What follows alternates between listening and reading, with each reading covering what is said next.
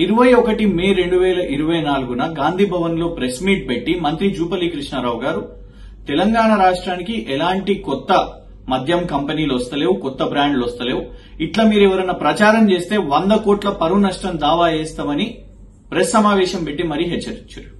ఆ తర్వాత 27 మేన బీఆర్ఎస్ ప్రధాన కార్యాలయం నుంచి తెలంగాణ భవన్ లో ప్రెస్ సమావేశం పెట్టి సోమ్ డిస్టిలరీస్ అనే ఒక సంస్థ వాళ్లకు ఎట్లా తెలంగాణ కాంగ్రెస్ ప్రభుత్వం అనుమతులు ఇచ్చిందని సాక్ష్యాధారాలతోని బయటపెట్టడం జరిగింది.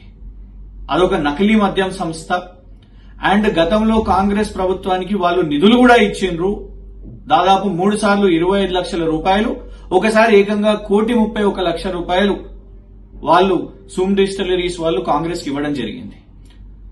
అయితే 28 మేన మంత్రి జూపల్లి కృష్ణారావు గారు అంటే కేవలం 7 రోజుల్లోనే మళ్ళా పత్రికా లేఖ ఒకటి విడుదల చేసి మంత్రికి ఎలాంటి సమాచారం లేకుండా కార్పొరేషన్ బీవరేజెస్ వాళ్లే అనుమతి ఇచ్చిండ్రు అని చెప్పడం నిజంగా కూడా విడ్డూరం. ఇది బాధ్యతా రహితం కూడా. ఎందుకంటే 26 ఫిబ్రవరి 2024 అబ్కారీ విభాగం మధ్యప్రదేశ్ ప్రభుత్వం వాళ్ళు ఈ సోమ్ డిస్టిలరీస్ వాళ్లకు 420, 461, 471, 120B, 468 లాంటి తీవ్రమైన సెక్షన్లేసి జగదీష్ అరోరా అనే చైర్మన్ సోమ్ డిస్టిలరీస్ అతన్ని అరెస్ట్ చేయడం జరిగింది.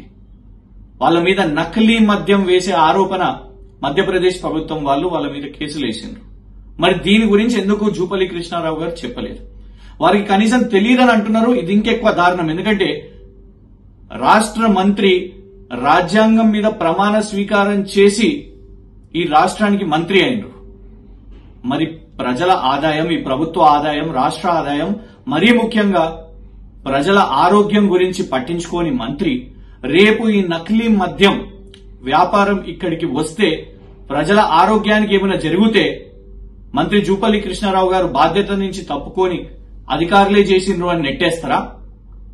కేవలం ఇదొకటే కాదు, తన లేఖలో మరి కాంగ్రెస్ పార్టీకి 1,31 లక్షలు మరియు 75 లక్షల రూపాయలు విరాళాలు కాంగ్రెస్ పార్టీకి ఇచ్చిందాన్ని ఎక్కడ కూడా ఆ లేఖలో స్పందించలేదు, మాట్లాడలేదు. ఈ సంస్థ నకిలీ మద్యం విషయం మీద కేసులు ఎదుర్కొంటున్నది ఇతర రాష్ట్రాల్లో.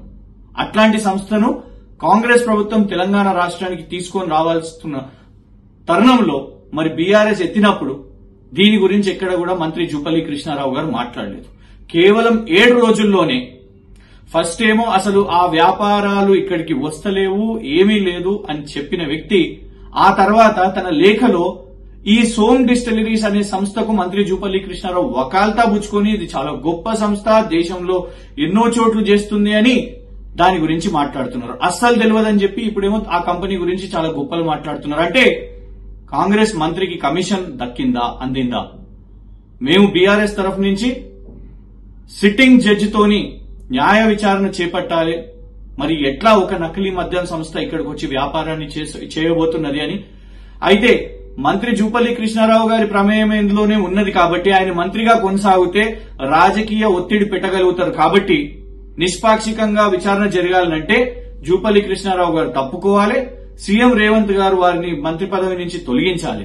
తొలగించకపోతే, ఎందుకంటే ఇందులో నేరుగా కాంగ్రెస్ పార్టీకే నిధులు వచ్చినాయి కాబట్టి, ఫండ్స్ వచ్చినాయి కాబట్టి, మరి సీఎం రేవంత్ రెడ్డి గారే డైరెక్ట్ గా డీల్ చేసిరా మాకు అనుమానం వస్తున్నది. కాబట్టి ఎలా చర్యలు తీసుకుంటారో అప్పటి వరకు సోమ్ డిస్టిలరీస్ అనే నకిలీ మద్యం సంస్థ ఇక్కడ వ్యాపారాలు చేయకుండా నిలిపివేయాలని డిమాండ్ చేస్తున్నాం.